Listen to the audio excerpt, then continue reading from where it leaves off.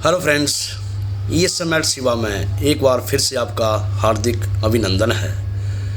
मैं हूं आपका दोस्त शिवा और आज आपको मैं लेके जा रहा हूं देवभूमि हिमाचल प्रदेश के डिस्ट्रिक्ट कांगड़ा की तहसील बैरनाथ से लगभग 25 किलोमीटर दूर एक प्रसिद्ध और रहस्यमय धार्मिक स्थान नागेश्वर महादेव, जिसे लोकल भाषा में कुड महादेव के नाम से भी जाना जाता है।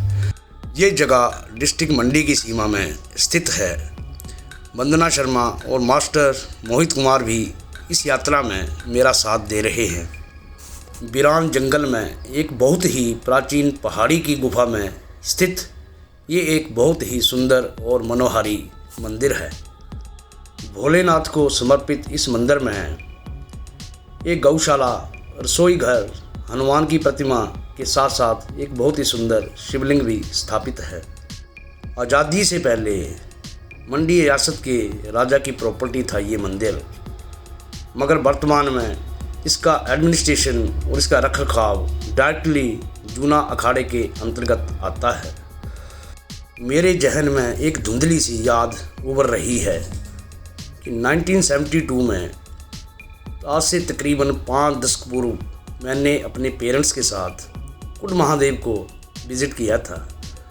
उस समय यहाँ पर कोई रोड नहीं था, कोई मंदिर नहीं था, बस एक टूटा फूटा सा छोटा सा ट्रैक होता था और हमने तकरीबन 4 से 5 किलोमीटर का रास्ता पैदल तय किया था। बहुत ही सुनसान, शांत और रहस्यमयी जगह है ये। अगर किसी विशेष अवसर को छोड़ दें तो यहाँ पर नॉर्मल टाइम में 1 या 2 इंसानों के अलावा सिर्फ बंदर ही ज़्यादा दिखाई देंगे। जय भोलेनाथ, जय नागेश्वर महादेव, जय कुड महादेव।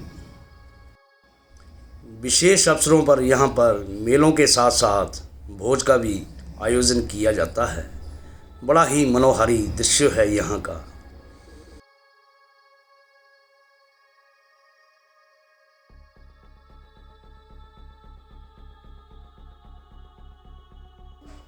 चलिए यहाँ के महंत जी से इस मंदिर के बारे में कुछ और जानकारी प्राप्त करते हैं।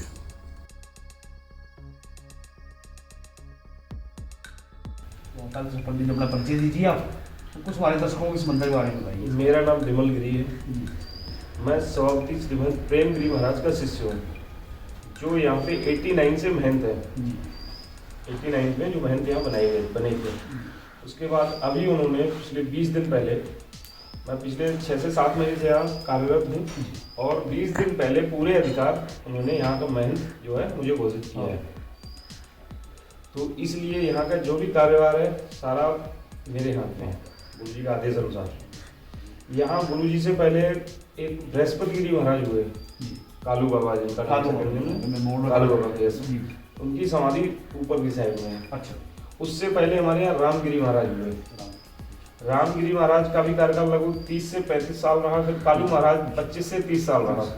उसके बाद 32 साल से हमारे गुरुजी महंत, और वर्तमान में मैं हूँ। और उससे पहले जो है 13 समाधियाँ हैं यहाँ पे। उससे पहले से जिनकी कोई जानकारी नहीं, जिसका कोई इतिहास है नहीं, पता नहीं, इसका कोई इतिहास नहीं, बस समाधियाँ थी।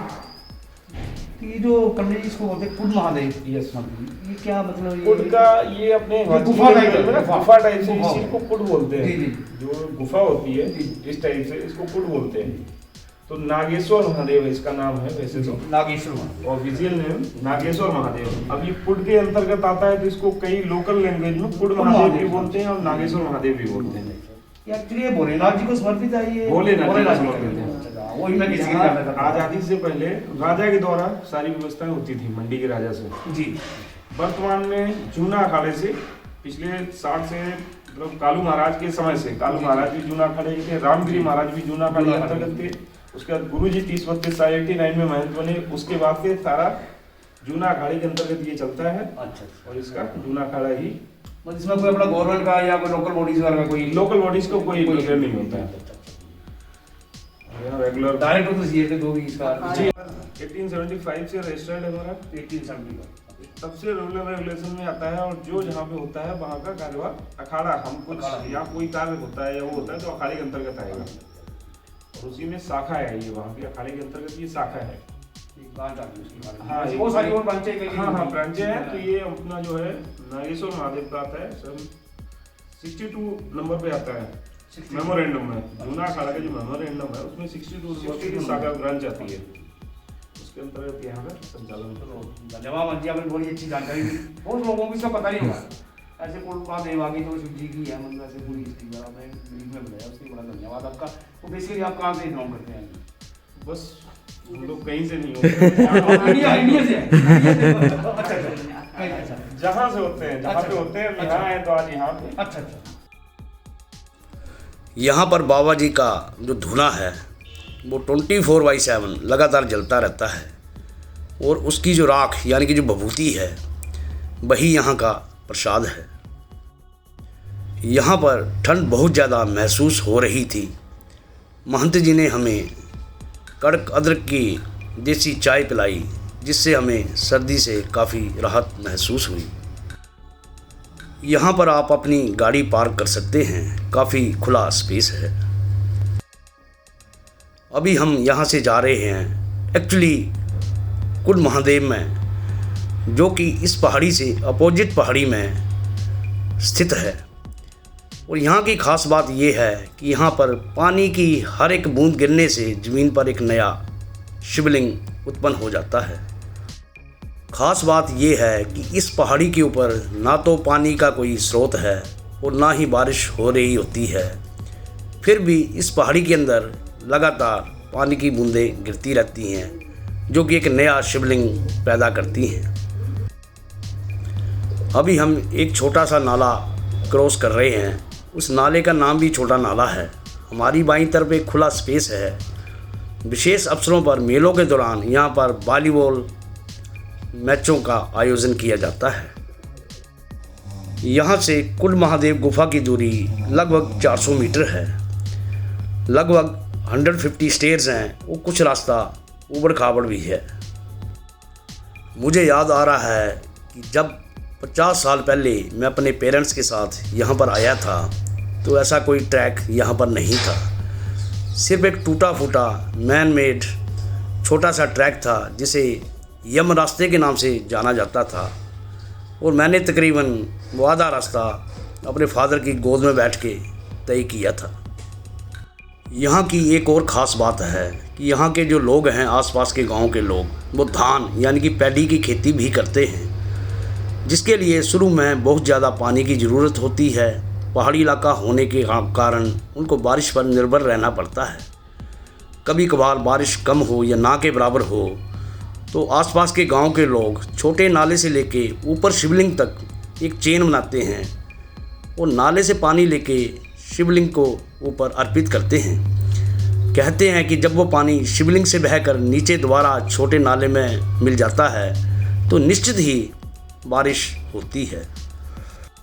ये रास्ता बहुत ही निर्जन है, वीरान है, ठंड बहुत ज़्यादा है और यहाँ पर छोटे मोटे जंगली जानवर होने का भी अंदेशा है। यहाँ पर कभी विज़िट करना हो तो 3 या 4 लोगों के ग्रुप में आना बेहतर होगा।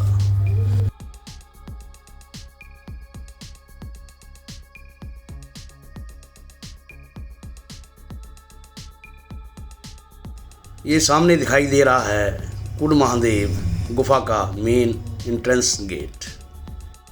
यहाँ पर वंदना शर्मा भी पूरे जोश के साथ चढ़ाई चढ़ने में मशगूल है।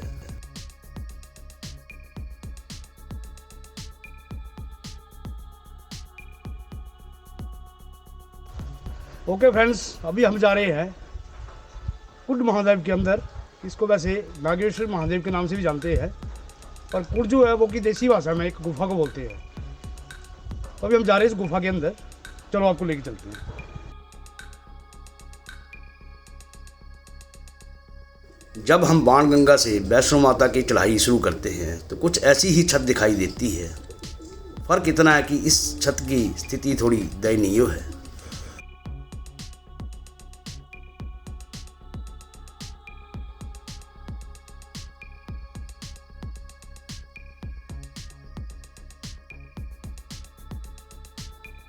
मेरे बाईं तरफ यही वो शिवलिंग है जहाँ पर गांव के लोग चेन बनाकर बारिश लाने के लिए शिव को जल अर्पित करते हैं। दिन का 3 बजे का समय है। गुफा के अंदर बहुत ठंड है और रोशनी नामात्र है, लिहाजा हमने अपने मोबाइल की टॉर्च ऑन कर ली है। गुफा के अंदर लगातार बारिश हो रही है। वो पानी की हर बूंद के साथ यहाँ पर एक नया शिवलिंग पैदा होता है। यहाँ पर असंख्य शिवलिंग हैं। कभी आप इस गुफा के अंदर आओ तो यहाँ पर निकलने के लिए 2 रास्ते हैं, तो लेफ़्ट वाला रास्ता फॉलो ना करें कि ये आगे जाके बंद हो जाता है। हमेशा राइट साइड वाला रास्ता ही फॉलो करें।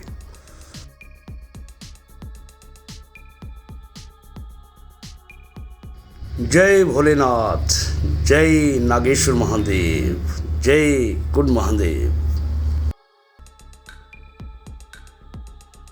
यहाँ पर बहुत सारे बड़े बड़े शिवलिंग हैं और उनकी जो आकृति है वो शेषनाग के फन की तरह लग रही है। गुफा का जो एग्ज़िट है वो बहुत ही संकरा है और आपको बिल्कुल झुककर यहाँ से बाहर निकलना पड़ेगा।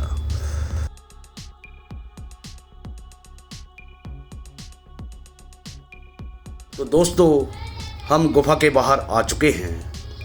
देवभूमि हिमाचल प्रदेश के कण कण में देवताओं का निवास है। यहाँ पर हर 2 या 3 किलोमीटर के बाद या हर एक पहाड़ी के पीछे कोई न कोई धार्मिक स्थान स्थित है। ये ट्रैक तकरीबन 100 से 150 मीटर चलने के बाद फिर उसी रास्ते में मिल जाता है जिस ट्रैक से हम गुफा के ऊपर आए थे। तो दोस्तों, ये थी एक छोटी सी वीडियो नागेश्वर महादेव, कुंड महादेव के ऊपर। अगर आपको ये वीडियो अच्छी लगी हो तो लाइक करें, शेयर करें, कमेंट करें और सब्सक्राइब करना ना भूलें। नेक्स्ट वीडियो तक take care and bye bye.